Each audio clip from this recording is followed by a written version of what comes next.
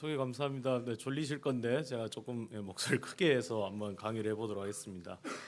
소개해 주신 대로 저는 본래 이제 임상양의학을 전공한 의사고요. 지금 현재 이제 서울대학교 병원에서 주로 이제 맞춤 치료, 약물 맞춤 치료에 관한 이제 컨설트와 초기 임상 시험을 주도하고 있습니다.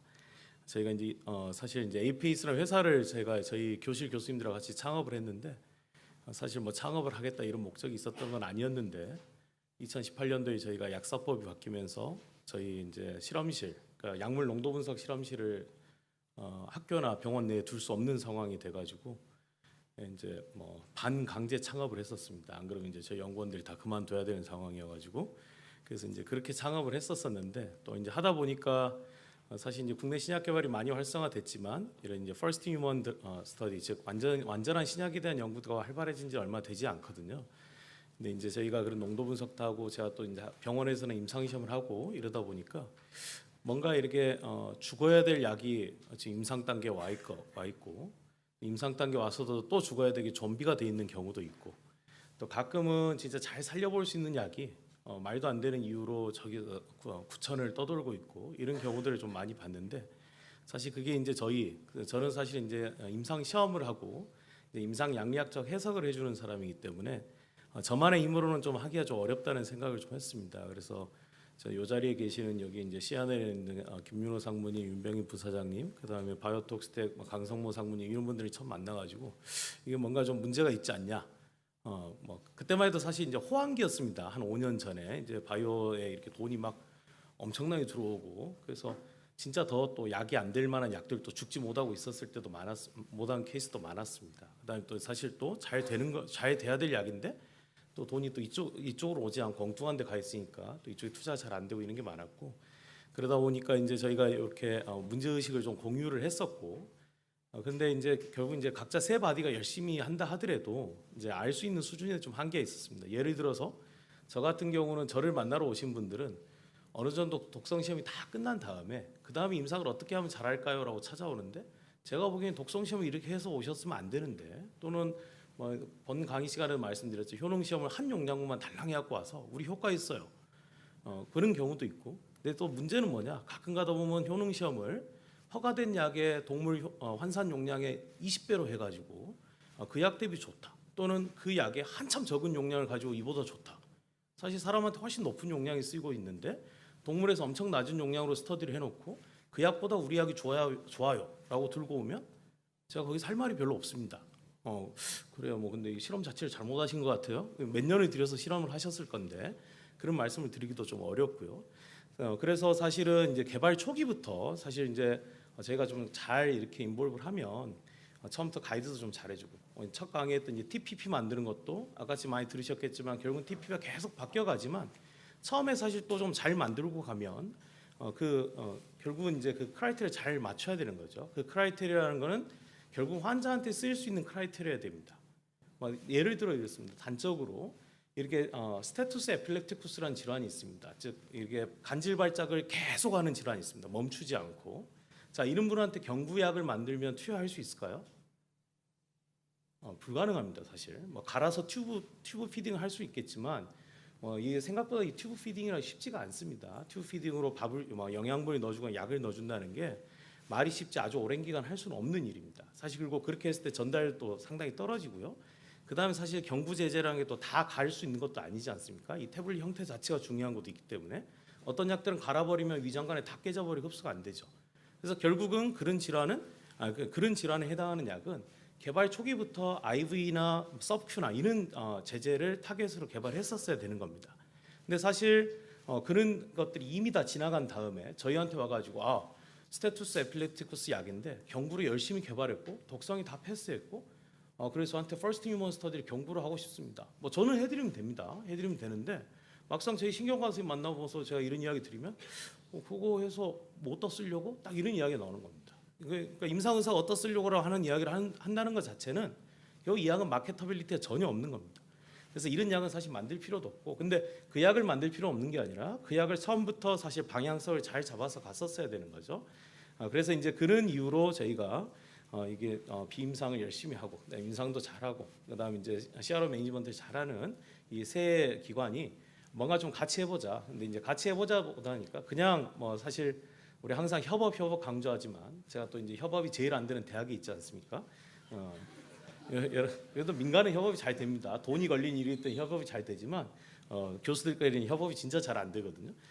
그래서 이 협업이 제일 안 되는 이제 대학이 있다 보니까 이렇게 그냥 협업하는 수준이 아니라 뭔가 이렇게 조직을 만들어서 하자라는 이런 취지에서 제가 이제 ABC 사이언스라는 회사를 만들었습니다. 사실 그 슬라이드 넣어서 설명을 해야 되는데 본래는 이제 저희 회사 소개 슬라이드 넣고 있는데 이게 나무집 잔치 와서 저희 회사 소개하면 안 될 것 같아서 따로 안 넣었었는데 그렇고요. 지금부터는 또 대학 강의 같은 강의를 좀 해보겠습니다. 그래서 일단 우리가 항상 기억해야 되는 건 모든 약물은 이 도즈, PK, PD, 클리니컬 이펙트의 상관관계에 있습니다. 그래서 결국 약을 개발해가는 거는 어떤 용량에서 이 약이 효과가 있는가 그리고 어떤 용량까지 안전할까를 이제 찾아가는 과정입니다. 근데 어떤 약들은 효과가 있는 용량보다 훨씬 낮은 용량에서 독성이 나오면서 그 효과를 보려면 참을 수 없는 독성이 생기기 때문에 그 약을 쓸 수 없는 상황이 되는 거죠. 그런 약들이 대부분 이제 안전성 이슈로 탈락을 하게 되는 거고요. 또 반면에 어떤 약들은 안전성은 아주 좋은데 효과가 전혀 나타나지 않는 약들도 있습니다.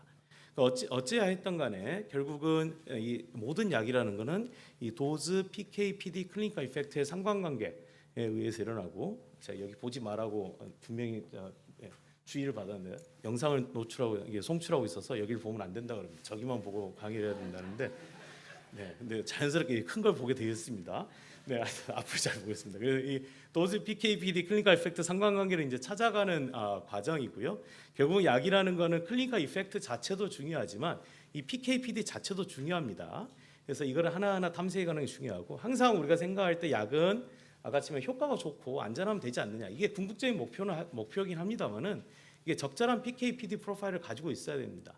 예를 들어서 이제 이 말은 자세히 안 나오게 여기서만 하겠습니다. 여러분 진통제를 개발하는데 경부 진통제를 개발했습니다. 이 진통제가 흡수가 엄청 천천히 된다. 그럼 진통 효과가 언제 나타나겠습니까? 엄청 늦게 나타나겠죠. 여러분 타이레놀 같은 거 먹어도 30분 있으면 효과가 나타나는데 타이레놀보다 훨씬 안전하고 좋은 진통제가 나왔음에도 불구하고 그게 6시간 있다 작용한다. 그 약은 마케터빌리티가 있겠습니까? 팔릴 수가 없습니다. 사실 타이레놀 자체도 잘 듣지 않습니까, 여러분? 타이레놀로 잘 안 듣는 질환이 통증이 없죠. 물론 더 센 게 필요한 경우도 있지만 그런 이유로도 사실 PK 프로파일이 되게 중요합니다. 자, 그다음 PD 프로파일도 마찬가지입니다. 우리가 뭔가 약물의 용량요법 조절이나 이런 걸 필요할 때 적절한 바이오마커 있는 경우 없는 경우 어떤 게 약을 쓰기 훨씬 편하겠습니까? 자, 만약에 항암제라고 하면 항암제는 좀 다릅니다. 항암제는 당연히 튜머 사이즈가 이제 기본적인 바이오마커 되니까 좀 다릅니다만 예를 들어서 와파린 같은 경우 이런 거 어떻습니까? PTINR 같은 걸 재가지고 이 사람이 효과가 좋은지 그다음 부작용이 생길 가능성이 없는지를 확인했기 때문에 약을 안정적으로 쓸 수 있고 용량요법 조절도 잘 할 수 있는 거죠. 근데 그런 게 없다면 그런 적절한 바이오마커 없으면 임상시험 자체도 어렵겠지만 약을 개발한 다음에도 용량요법 조절을 결국 환자가 어떤 결론을 효과를 보여줄 때까지 즉 부작용이 나서 난리가 나든지 또는 효과가 없어서 환자가 계속 고통을 받든지 이런 걸 확인하기 전까지 용량요법 조절하기가 어렵습니다. 그래서 약이라는 거는 항상 적절한 도즈, PK, PD, 클리니컬 이펙트의 상관관계를 가져야 됨도 물론이고 또 이 약의 인디케이션 적절한 PK, PD를 보여줄 수 있어야 합니다. 그래서 말씀드렸다시피 약물 개발의 최종 목표는 이 약물 효과가 극대화되면서 즉 효과가 최대 나타나면서 부작용이 최소화되는 용량을 찾아가는 거고 그래서 그거를 갖다 우리가 이제 보통 세라피틱 윈도우라고 이제 표시를 하고 있습니다. 죄송합니다. 그래서 이 세라피틱 윈도우가 어디인지 그리고 사실 우리가 허가받고자 하는 용량은 어디에 들어가겠습니까? 당연히 저 세라피틱 윈도우 안에 들어가겠죠. 그래서 저 세라피틱 윈도우 안에 어디가 가장 적절한지를 우리가 찾아가는 과정이 사실 임상 개발의 과정이고요. 그다음 약이 될 수 있으면 저 세라피틱 레인지가 어떤 게 좋겠습니까? 넓은 게 좋겠죠. 이 세라피틱 레인지가 리버스 돼 있으면 즉 톡시시티 커브가 에피커시 커브부터 먼저 쫓아 올라오면 그 약은 영원히 개발될 수가 없고요. 효과가 나타나기 독성이 먼저 나타나기 때문에 당연히 모든 약은 이 톡시시티 커브가 에피커시 커브보다 늦게 나타나야 되는데 저 간극이 좁으면 어떻습니까? 약을 쓰기가 되게 어려워지는 거죠. 근데 사실 여러분들이 이제 항암제 같은 게 개발도 어렵고 처방도 어려운 이유가 세라피틱 레인지가 되게 좁습니다. 기본적으로 항암제는 암세포를 죽이는 걸 목표로 하기 때문에 암세포가 그 약이 암세포만 잘 찾아서 죽이면 좋겠지만 그렇게 만들기가 쉽지가 않죠. 그러니까 요새 이제 ADC 같은 게 항체를 달아가지고 사이토톡식 에이전트가 암세포를 잘 찾아가서 이렇게 전달하는 구조다라고 되어 있는데 이거 뭐 대표적인 이제 ADC 같은 게 그 헐셉틴 있는 허 리셉터를 타겟하는 안티바디들이 많이 있는데 예전에는 헐 리셉터가 있니 없니 그랬었는데 지금 연구가 많이 되다 보니까 헐 리셉터가 튜머에 오버 익스프레션 돼 있긴 하지만 모든 셀에 있습니다. 그래서 그것은 결국은 아무리 지금 사이토톡식 ADC로 발전시켜도 그 사이토톡식 에이전트도 노멀셀로 갈 수밖에 없고 노멀셀로 가면 당연히 데미지를 줄 수밖에 없어서 톡시시티가 발생할 수밖에 없습니다. 그러니까 여하튼 간에 이거를 정확히 찾고 이게 넓으면 이제 좋은 약이고요. 그다음에 중요한 거는 그래서 저 세라피틱 레인지를 찾아서 어떤 인디케이션 얼마나 주느냐를 아는 게 일단 약물 개발의 기본이고요. 자, 우리 약은 당뇨 환자한테 100mg으로 BID 줄다. 그럴 때 효과가 가장 좋고 부작용이 별로 나타나지 않습니다라고 말해야 일단 허가에 갈 수 있는 거죠. 근데 이제 중요한 거는 그거에 플러스해서 이런 부가 정보들을 만들어내야 됩니다. 즉 식후에 먹었을 때랑 식전에 먹었을 때 얼마나 다른가. 자, 그다음에 병용, 당뇨라면 어떻습니까? 새로 나온 당뇨는 당연히 메포민하고 병용의 가능성이 있을 거고 요새는 DPP4 이니비터나 SGLT2도 퍼스트 라인으로 내려왔기 때문에 이런 약과 병용할 가능성이 당연히 큰 거죠.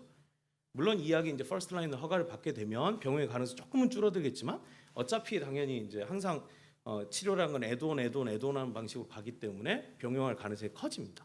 그래서 이런 상황, 그 다음에 이제 간이 안 좋을 때, 신장이 안 좋을 때, 즉 환자가 특수한 상황에 놓였을 때 약을 어떻게 써야 되는가에 대한 정보도 추가적으로 필요합니다. 이런 이유 때문에 사실 많은 임상 시험이 필요한 거고 이런 것들에 대한 정보 요구 수준이 갈수록 어떠십니까?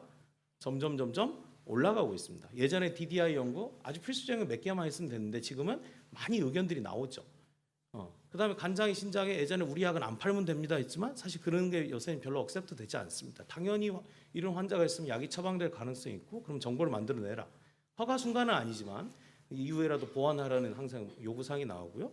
그러다 보니까 예전에 비해서 필요로 하는 정보의 양이 많아지고 그러니까 사실 예전에도 다 필요했는데 그냥 무시했던 겁니다. 과학이 발전하지 않았었기 때문에 지금은 그걸 다 만들어내야 되고 그러려면 임상의 개수가 늘어나고 그러면 전체적인 개발 시간과 비용이 늘어날 수밖에 없습니다. 근데 그걸 어떻게 하냐? 어떻게든 줄여야 되겠죠. 어떻게든 다른 얼터너티브한 방법을 찾아서 줄이는 게 사실 신약 개발을 효율적으로 하는 데 있어서 아주 중요합니다. 그래서 뭐 이런 과정이야 뭐 너무 많이 들어서 잘 아시겠지만 뭐 간단히 다시 언급하면 약이랑 항상 드럭 디스커버리 과정을 거치게 되고 그 디스커버리 과정을 거치면 보통 이제 동물 실험이나 프리클리니컬 스터디라 부르는 디벨롭 단계에 이제 처음에 진입하게 되는 거죠. 그래서 아까 우리 강상무님 말씀하신 대로 여러 다양한 뭐 이게 CMC 스터디부터 해서 CMC는 여기 해당하지 않죠. 이제 톡시시티, 에피커시 스터디를 해가지고 결국은 사람에서 얼마나 주면 안전할 거고 얼마나 주면 효과적일 거다라고 예상을 한 다음에 1상, 2상, 3상 임상시험 순서대로 진행을 하는 겁니다. 1상 임상시험은 이 약을 사람한테 한 번도 줘본 적이 없기 때문에 이 약이 과연 안전한지를 테스트한 게 우선입니다. 자, 효능을 보는 거 볼 수 있으면 좋겠지만 보는 게 우선은 아닙니다. 근데 이제 이런 것들을 많이들 착각하시고 흔히들 이제 암 환자 연구할 때 퍼스트 휴먼 스터디 환자로 하니까 효과가 나오지 않겠냐라고 막 기대를 하시는데 그 용량군에 달랑 3명 하는데 무슨 효과를 얼마나 볼 수 있겠습니까? 사실 보기 쉽지 않습니다. 자, 그다음에 암 환자는 건강인 스터디보다는 높은 용량으로 시작하지만 여전히 낮은 용량에서부터 시작하는 안전성 평가가 주기 때문에 사실 효과를 보기는 어렵습니다. 어찌하였든 1상 임상시험은 안전력을 확인하는 거고 두 번째는 그 2상 임상시험은 그 안전력 범위 내에서 과연 이 약이 효과가 있을 건가를 평가하고 각 용량에서 얼마나 효과가 있는가를 평가하는 단계입니다. 그리고 나서 아까처럼 말했던 가장 효과가 좋을 것 같고 부작용이 적을 것 같은 용량을 하나 아니면 2개 찝어가지고 3상에 가서 진짜 효과가 있냐, 진짜 안전하냐를 확인하는 단계로 진행을 합니다. 그러다 보니까 결국은 우리가 하는 비임상시험, 임상시험, 1상, 2상, 3상 임상시험은 이런 컨셉입니다. 사실 우리가 이게 드럭 디벨롭먼트라는 게 전체 결국은 환자한테 쓸 수 있는 용량용법을 찾아가는 겁니다. 자, 동물 실험에서 어떻습니까? 알지를 못하니까 엄청 높은 용량부터 줘보죠. 그래서 이제 쥐가 죽을 수 있는 치사량도 줘보고, 그렇죠? 그다음 그보다 낮은 용량도 줘보고 이런 식으로 해서 결국은 독성 영역을 평가를 하는 겁니다. 그리고 그걸 환산해가지고 사람에서 이 정도면 안전할 것 같다 그러면 아주 안전할 걸로 추천하는 용량부터 슬슬 올려가서 당연히 어떻습니까? 효과도 올라가면 용량이 올라가면 독성도 늘어날 가능성도 있지만 효과도 좋아질 가능성이 있으니까 아래서부터 올릴 수 있는 데까지 올려보는 거죠. 물론 요새는 이제 올릴 수 있는 데까지 올리진 않습니다. 옛날에는 이제 MTD까지 확인하는 게 주 목적이었고 요새도 지금 항암제는 여전히 이제 MTD 확인하는 게 주이지만 항암제도 사실 MTD 확인할 필요 있냐에 대한 지금 요새 이제 회의적인 목소리들이 많죠. 여하튼간에 효과 용량을 포함하는 용량 범위 내 효과 용량을 넘어서는 용량까지 안전성을 평가를 하고 일단은 어떻습니까? 효능 유무를 평가할 때도 위험한 용량에서 하면 되겠습니까? 안전한 용량에서 해야 되겠죠. 그래서 그 안전력이 확인된 용량 범위 내에서 효능을 일단 POC하고 2A에서 POC하고 2B 스터디에서는 도즈 리스폰스 평가를 하는 거고 아까 말했듯이 그 도즈 리스폰스 평가에서 찝힌 한두 개 용량을 가지고 3상 즉 라지 컨퍼머터리 스터디를 해서 우리 이제 충분한 피험자 대상자 수를 가지고 가설 검증을 하는 단계로 진행합니다. 그 여하튼간에 아까 말했듯이 이러한 이유로 결국은 다양한 여러 정보를 만들어내야 되기 때문에 다양한 임상 시험이 필요한 상황입니다. 근데 이렇게 이제 정보 요구량도 많아지고 기술이 발전하고 정보 요구량이 많아졌다 하더라도 사실 기술이 발전하면 예전에 약 개발할 때 어떻습니까? 타겟도 명확하지 않고 hit도 명확하지 않은 상황에서 약을 그냥 개발했습니다. 자, 이 약은 여기에 듣는 것 같아라고 이제 개발했다면 지금 어떻습니까? 어떤 유전체 변이, 유전자에 어떤 뮤테이션이 생겨서 리셉터가 어떻게 모양이 바뀌었으니까 그거를 치료할 수 있는 치료할 수 있는 hit이 이거고 그 hit에서 나온 게 hit을 좀 개선시킨 리드를 만들고 그 리드를 바탕으로 캔디드 만들고 되게 이게 과학적이어 보이죠? 그런 과학적인 과정을 거쳐서 만들면에도 불구하고 여전히 약물 성공률은 신약 개발 성공률은 60년대와 진배 없습니다. 이유는 여러 가지입니다. 사람들이 멍청해져서가 아니고 가장 큰 이유는 사실 이제 개발할 약은 다 개발해서입니다. 이미 옛날에는 약이 아무것도 없는 상황에서 이만큼만 좋으면 약이 됐는데 지금 이만큼 좋은 약이 있는데 그보다 더 좋아야 약이 되지 않습니까? 또는 같은 질환이라 하더라도 이미 80%가 반응이 좋은 영역이 있고 반응이 없는 20%에 대한 약을 만들려다 보니까 당연히 개발이 쉬울까요? 어려울까요? 어려운 거죠. 그러니까 예전만큼 성공률이 유지된다는 것은 그만큼 사이언스가 발전했기 때문에 그나마 유지가 되는 거지 사실 사람들이 멍청해지거나 우리가 뭘 잘못하고 있는 건 아닙니다. 근데 여하튼 간에 세상이 기대하는 것만큼 성공률이 올라가고 있지는 않고요. 그다음 중요한 거는 성공률은 그대로인데 비용은 아까 말했듯이 한 약을 만들기 위해서 필요한 정보의 양이 많아지니까 어떻습니까? 비용이 점점 늘어나는 구조가 되고 있습니다. 그래서 이거를 이제 성공률도 높이고 효율적으로 개발하자라는 게 이제 가장 이슈고요.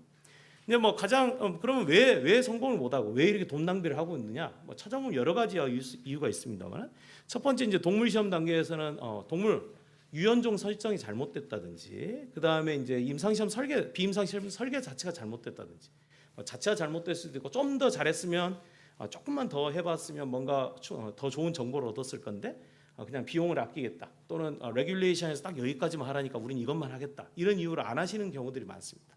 그럼 결국은 임상에 가서 돈 더 들여서 해야 되는 겁니다. 항상 앞에서 할 수 있는 거는 앞에서 하는 게 제일 쌉니다. 자, 사람이 배우면 동물 시험이 훨씬 싸고요. 그다음 2상 임상 시험이 배우면 1상 임상 시험 훨씬 싸게 먹힙니다.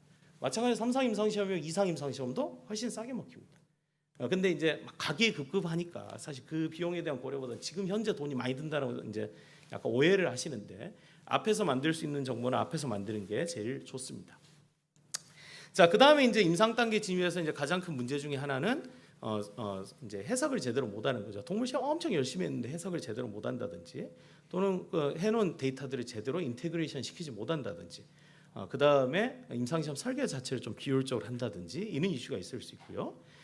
그 다음에 이제 환자 연구로 넘어갔을 때는 대상자 수가 부족하다든지, 그 다음에 엔드 포인트를 잘못 잡았다든지, 또는 이제 효과를 봐야 되는 효능 바이오마커가 제대로 밸리데이션 안 돼 있는데 그거를 프라이머리 엔드 포인트로 써가지고 본래 될 수 없는 시험을 만든다든지 이런 문제들이 생길 수가 있습니다.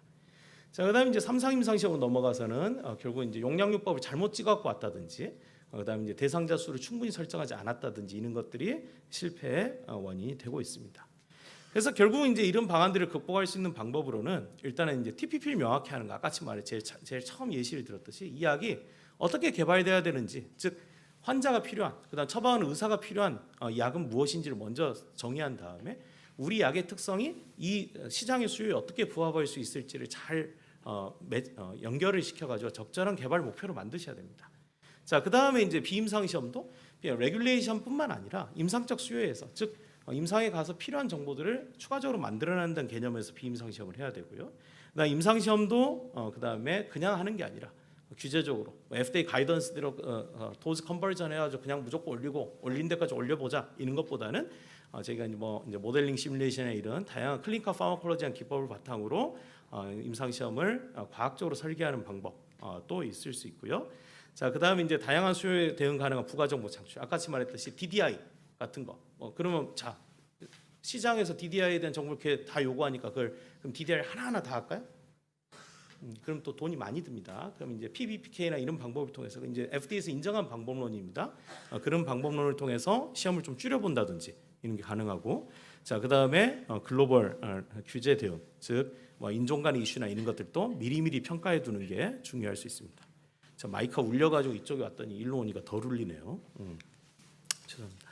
자 그래서 이제 결국은 비임상, 임상도 초기, 후기 이 각각의 트랜지션한 과정을 좀 더 과학적으로 해야 된다. 그냥 기존에 있던 전통적인 방법 또는 가이던스 있는 대로 하는 것보다는 조금 더 이렇게 정밀한 방법, 좀 더 그다음에 이제 수학적인 방법을 써서 해결하는 게 중요하고요. 그게 이제 가장 많이 쓰이는 게 이제 계량양리학적 접근 방법이고, 계량학적 접근 방법 여기서 자세히 설명드린 것보다는 결국은 우리 인구 집단의 평균적인 반응이 어떻게 되는지를 수학적으로 설명을 하고, 그다음 인구 집단 우리 항상 평균을 보지만 개개인의 반응 어떻겠습니까? 다르겠죠. 그럼 얼마나 다른지, 왜 다른지를 이게 수학적으로 해석하는 게 이제 계량량이다라고 생각하시면 되겠습니다. 그래서 이제 나눠드리는 건 없는데 케이스를 몇 개 보여드리면, 이제 첫 번째는 이제 신분자물질 신약 항암제인데 저희가 이제 비임상 TK 스터디와 효능 시험을 다 해놓은 상태에서 일상 임상 시험 용량 설계를 이제 어떻게 할지를 좀 해봤습니다. 그래서 결국은 그냥 쭉 보여드리겠습니다. 이제 동물 데이터를 가지고 우리가 이제 PK 모델링 시뮬레이션 했고, 모델링을 했고, 그래서 사람에서의 이제 PK를 예측을 해보았습니다. 그래서 결국 이제 사람에서의 최고 혈중 농도나 익스포저가 이 정도 될 거다라고 추정을 했고, 이 점선 두 개는 비임상 시험에서 나온 인비트로 스터디와 인비보 스터디에 나온 아래쪽은 효능에 관한 농도, 효능 농도, 그다음 위의 점선은 톡식 컨센트레이션입니다. 그러니까 저희가 비임상 시험을 통해서 추정한 세라피틱 레인지가 저 점선 사이인 거죠. 실제로 저렇게 항암제인데 저렇게 넓어지면 얼마나 좋겠습니까?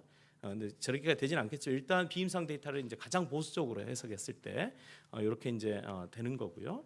그래서 이제 추정 용량 한 bmg 정도 된다고 했고, 그래서 이제 임상 시험 설계는 A에서 5A mg으로 실시를 하라라고 제안했고, 저 시뮬레이션을 바탕으로 PK 타임 포인트를 설정을 했습니다. 실제로 봤더니 보면 저 점이 실제로 환자에서 나온 옵저버드 값이고, 저 실선하고 윈도우가 저희가 예측 값입니다. 보면 저 이제 윈도우 안에 다 들어 있죠. 결국은 비임상 시험 이게 PK 모델링을 통해서 익스포저를 정확히 예측을 했고, 그래서 실제로 환자에서 익스포저가 우리가 예측한 익스포저랑 유사하다는 걸 보였습니다. 이 장점, 이 스터디 이제 의의는 뭐냐? 제가 이렇게 쭉 그냥 말씀드렸지만 실제로 HNSTD로 설정한 시장 용량이 조금 애매했습니다. 애매했는데 사실 이런 데이터를 바탕으로 우리가 300부터 하겠다고 이야기를 했고, 실제로 그래서 HNSTD의 6분의 1 용량보다는 조금 높게 시작을 했습니다. 그래서 아주 심플하게 한 3명 덜 할 수 있었다. 항암제 이제 3+3 디자인이니까 3명 덜한 게 무슨 의미냐 하지만 사실 3명 하는데 항암제는 한 6개월 가까이 걸립니다. 그래서 그것만 세이브 해줘도 사실 큰 의미가 있다고 생각을 하고요. 그 다음에 또 하나는 이제 최고 용량 올리는 거, 사실 거기까지 갈 수 있을지 없을지 저도 정확히 모르겠습니다만 지금 한참 진행 중인 스터디인데 이제 식약처에서 컨선이 많았어요. 그러니까 너무 많이 올리는 거 아니냐. 근데 사실 이제 약물 기전상 조금 더 올려봐도 되는 타겟티드 항암제입니다. 근데 이제 항암제라 그러니까 사실 리뷰어가 이제 되게 보수적으로 접근했는데, 이런 시뮬레이션 결과를 바탕으로 일단 IND를 좀 높은 용량까지 받아놨습니다. 갈 수 있을지 갈 수 없을지는 저희도 정확히 모릅니다. 비임상 결과가 100% 콜레이션 있는 건 아니기 때문에 그렇고요. 그다음 이제 두 번째 케이스는 이제 좀 새로운 물질이고요. 뭐라 하면 회사도 알고 있기 때문에 말씀 못 드리고 이제 IV 투여하는 거고, TK 스터디를 이제 소동물 한 종, 대동물 한 종에서 했고, 그다음 비임상 효능 스터디를 PDX 마우스를 가지고 좀 했습니다. 그래서 결국은 PK로 모델링한 건 마찬가지일 거고요. 근데 이제 저희가 좀 더 했던 게 결국은 여기도 이제 이런 이제 튜머 서프레션 모델이 있는 경우에는 좀 낫고, 근데 한계는 물론 있습니다. 기본적으로 이제 PDX 마우스와 사람의 암을 그대로 재현하기 어렵고요. 이 PDX 마우스 암을 갖다 심어가지고 이렇게 해서 심어놓은 거라서 암이 어느 정도 큰 다음에는 사실 사람의 암과를 좀 보여주기 어렵습니다. 왜냐면 그리고 마우스 자체가 조그마하기 때문에 거기 암이 어느 정도 큰 다음에 한계 세츄레이션이 오거든요. 근데 사람은 덩치가 크기 때문에 암이 더 잘 크고요. 그 다음에 쥐는 대사가 빠르고 이래서 암이 또 되게 빨리 자라는데 사람은 암이 또 그렇게 빨리 자라지는 않거든요. 근데 그것들을 이제 우리가 수학적으로 보정한다는데 아직까지 한계가 있는 건 사실입니다. 그럼에도 불구하고 이런 걸 하는 이유는 저런 걸 보면 그래도 요 정도 되면 뭐 저 꺾이는 수준이 조금 다를 수는 있겠지만 그래도 암이 죽긴 죽겠구나 이 약이 그대로 작용하면 이런 거 보여줄 수 있어서 아까 말씀드린 이제 보통은 이제 톡시시티는 PK 중심으로 평가를 많이 하고 어차피 시스템 톡스이기 때문에 그래서 효능은 좀 어렵긴 하지만 이런 좀 PK/PD 모델링을 통해서 효능 용량을 추정해 볼 수도 있다라는 거고요.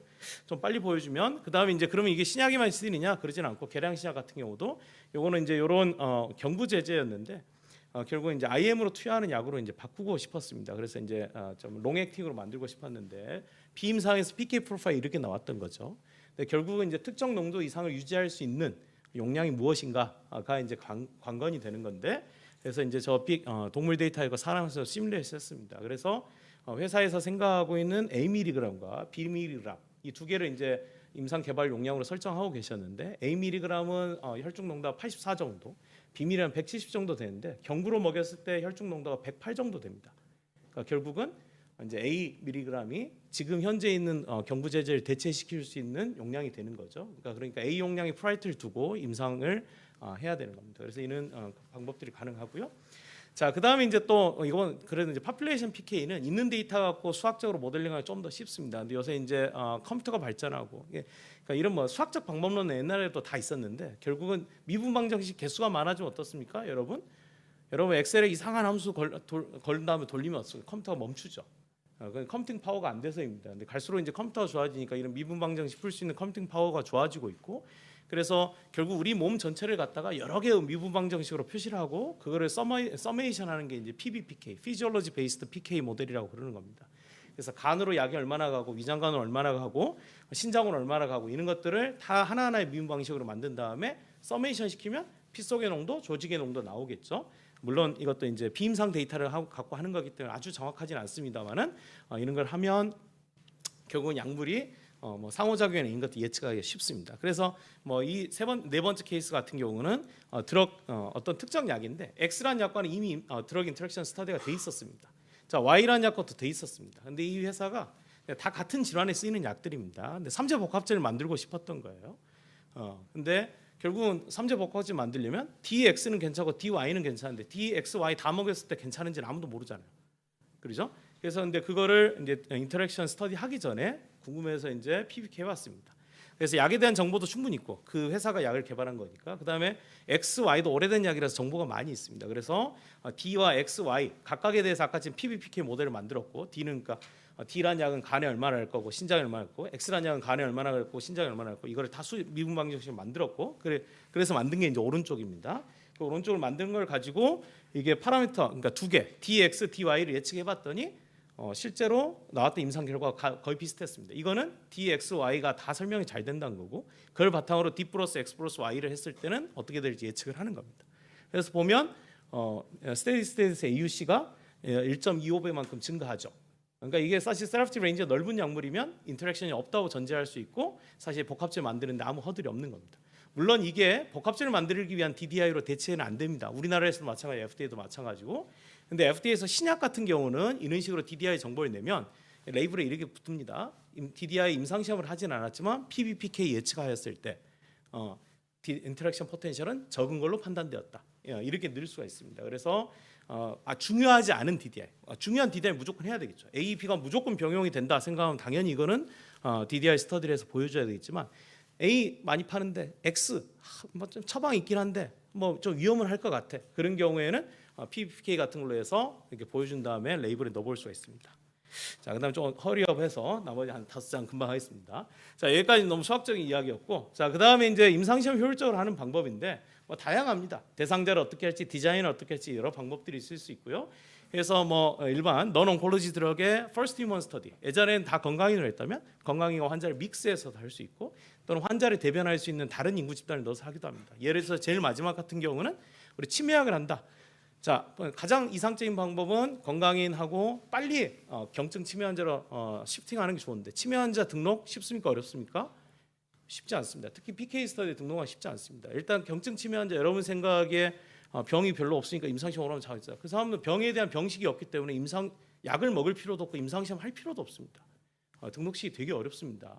그런 경우에는 그와 나이가 비슷한 노인, 오히려 건강한 노인들을 모집해 가지고 PK 프로파일이 어떤가를 평가하고 혹시 바이오마커가 있으면 바이오마커 같은 거 봐보는 게 가장 이제 효율적인 방법입니다. 자, 그다음에 이제 항암제도 마찬가지로 3+3 디자인이 이제 기본적이고 요새 이제 롤링 6 디자인 정도까지로 많이 시프팅이 됐습니다만은 더 좋은 방법은 우리 아까쯤 말했죠. HNSTD 6분의 1 용량 효과 나오겠습니까? 안 나오겠습니까? 안 나옵니다. 절대 나올 수 없습니다. 그래서 그런 용량은 그냥 한 명 해보고 컴퓨테이셔널 시뮬레이션 한 다음에 넘어가는 겁니다. 그런 방법들이 밑에 있는 방법론들입니다. 그래서 내가 필요 없는 용량은 하긴 해야 되고 무섭잖아요. 너무 위에서부터 시작하면 그러니까 하긴 해야 되겠고 많이 할 필요 없는 거는 한두 명만 하고 다시 이제 근데 한두 명하고 이게 답니다가 아니라 이걸 가지고 정량 분석을 해가지고 이 용량의 대표값은 얼마였을 것 같고 다음 용량은 얼마일 것 같다 이렇게 정량적으로 계산한 다음에 이렇게 하는 방식 또 이제 이런 이노베이티브 방식이 있고요. 자, 그 다음에 이제 후기 임상 쪽으로 넘어가서는 우리가 이제 흔히 어댑티브 디자인이라 부르는 방법들. 그래서 이상을 조금 3상과 엮어서 한다든지 또 이상을 효율적으로 해서 빨리빨리 드랍 시킨다든지. 예를 들어 있는 겁니다. 뭐 이거는 이제 0.25, 0.5, 0.75, 1, 1.5, 2, 3. 2A 스터디를 이렇게 여러 개 했겠죠. 뭐 이제 글로벌이니까 이렇게 했을 거고 하다가 인트림 어널리시스 한 다음에 하나씩 죽여가는 겁니다. 효과 없는 게 드랍 시키고 그래서 결국은 0.75, 1.25만 남겨서 대조량인 100mg과 비교하는 겁니다. 이런 멀티 스테이지 디자인, 뭐 이름은 잘 붙이죠 외국 애들이. 이런 이제 어댑티브 디자인이 있고요. 자, 그 다음에 이제 가장 또 중요한 것 중에 하나가 특히 항암제 같은 데서 많이 써야 되는 스킵인데 seamless phase 2, phase 3 디자인. 그러니까 phase 2 하다가 지금도 phase 1 하다가 익스텐션 코트라는 개념이 요새 좀 생기지 않았습니까? 근데 예정된 익스텐션이고 이건 하다가 2B 하다가 용량이 많이 3개면 지금은 2B 3개 하고 대조약이 있고 그 중에서 가장 좋은 거 아니면 2개 골라가지고 3상을 또 따로 스터디를 하잖아요. 그게 아니라 이분들을 스탑시키지 말고 그대로 가면서 사람만 애드온하는 이런 seamless phase 2, phase 3 디자인 같은 경우도 이제 적용을 하자. 이런 것들을 하면 훨씬 효율적으로 된다. 근데 이제 여기서 중요한 거는 그냥 그러면 효과 없을 것 같아 이렇게 죽이는 게 아니라 이걸 중간에 인트림 어널리시스에서 조금 더 정량적으로 해가지고 과연 이 용량이 최선인가, 진짜 이 용량을 죽여도 되는 용량인가를 또 이제 임상양약적으로 해석을 해서 결정을 한 다음에 다음으로 가는 게 신약 개발을 훨씬 더 효율적으로 할 수 있는 방법입니다. 네, 중간에 모니터 꺼지긴 했지만 그래도 어떻게 잘 맞췄습니다. 네, 들어주셔서 감사합니다. 네.